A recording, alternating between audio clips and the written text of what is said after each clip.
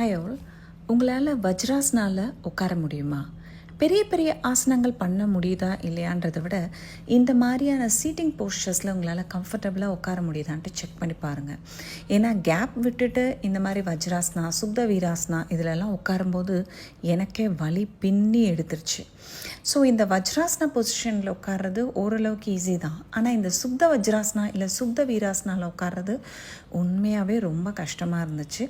நான் ஒரு 4-5 வாட்டி சப்போர்ட் வச்சு ப்ராக்டிஸ் பண்ணிவிட்டு அதுக்கப்புறமா தான் இந்த போஸ்டர் என்னால் பண்ணி பார்க்க முடிஞ்சது.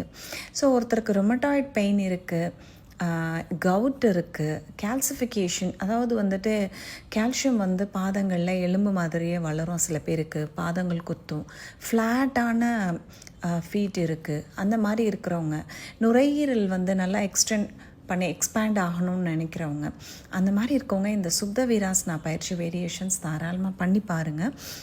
அண்டு கால்களில் ஏற்படுற நோய் வந்து ஒரு சின்ன வலியாக இருக்கட்டும், ஒரு சின்ன மூட்டு வலியாக இருக்கட்டும், எந்த ஒரு டிஸ்கம்ஃபர்ட்டுமே நம்ம இப்போயே கவனிக்காமல் விட்டுட்டோன்னா அது நம்ம உடலில் ஒரு பெரிய மாற்றத்தை கொடுக்கும். ஜஸ்ட் ட்ரை பண்ணி பாருங்கள். Just hold yoga.